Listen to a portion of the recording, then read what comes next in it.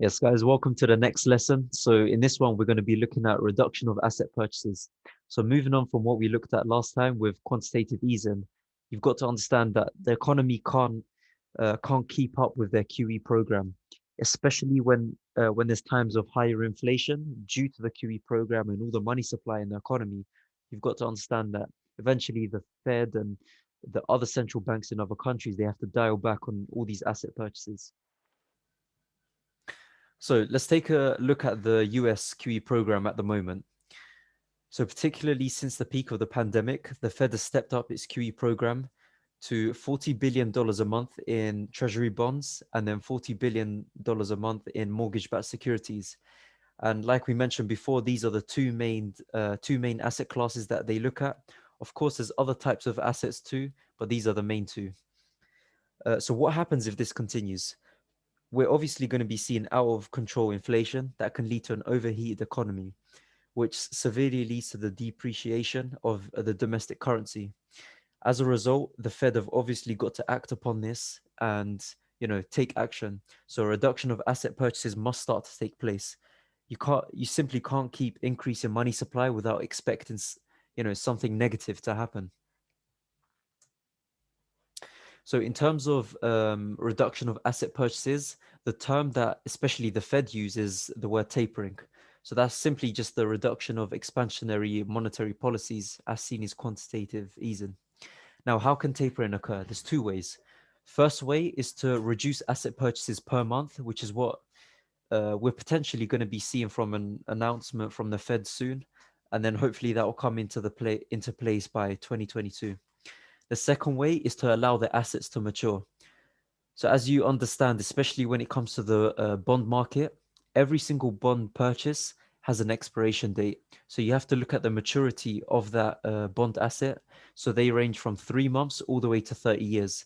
And of course, it depends on which types of bonds the Fed decides to purchase.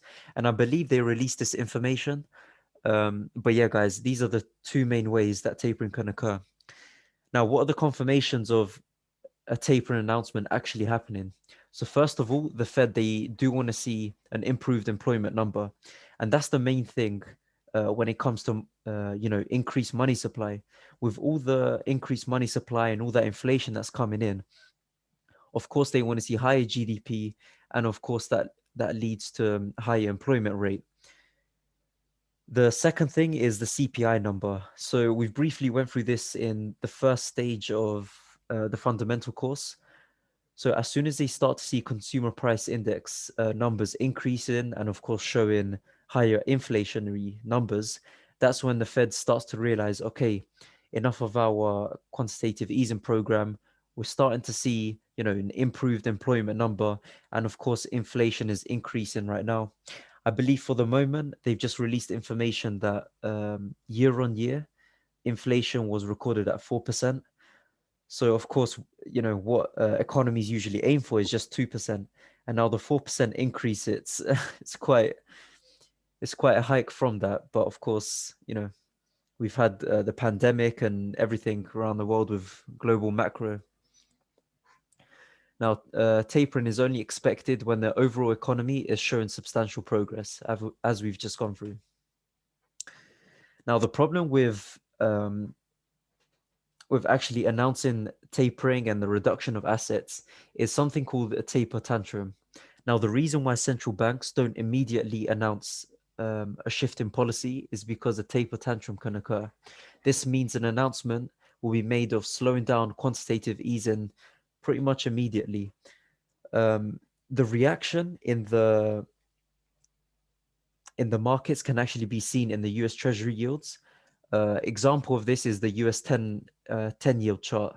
If you look back in the 2013 taper tantrum, and this is the first time it was really heard of, so this term taper tantrum, have a look back at the quantitative easing program from the 2008 crisis and how that continued on. Because eventually the Fed, they didn't really announce anything about the reduction of assets until about 2012 and 2013. Now, the issue with this is when an announcement is made, and you're going to see immediate immediate shifts in the markets, especially with the US Treasury yield markets. Now, if you have a look back on that chart, you're going to see a massive crumble after this announcement due to the panic. Now, this is going to be for a short while, so you might see a range in market, and that's what I'm expecting in the beginning. But as soon as you start to see interest rate hikes, which usually happen after the reduction of asset purchases, that's when you actually start to see DXY, appreciate in value rather than what we're seeing at the moment. So this just proves the point that the market becomes way too reliant, especially in a time like this, on the influx of money provided by the Fed. So of course, as you understand, with all these asset purchases that are happening, money supply increases, particularly M2 supply. And you realize that especially consumers, they start to see benefits in the market. They get benefits every month. And as soon as you start to hear that, okay, you're not going to have as much money supply in the market, you start to see, massive shifts in the treasury yield market, especially. Now, anyways, guys, keep researching more about this, particularly what we saw in the 2013 a taper tantrum, and then of course earlier before that in 2008, 2009, everything that happened after there. Read about the quantitative easing program that happened back then, and understand one thing: that QE program never even successfully stopped. I don't think there's ever been a 100% efficient stopping of a QE program, because central banks, they always want money supply to increase, because they kind of need it to stimulate the economy. If they completely stop, we'll get a completely stale market and very deflationary conditions. Anyways, guys, I hope you understood. Please take notes of whatever I'm saying, and obviously look back on the previous lessons. And another source, I'd say, I'm going to add some links at the end, but Investopedia is an amazing place. Obviously, search this up on YouTube as well, just to get a better understanding. Anyways, guys, take care, and I'll see you in the next video.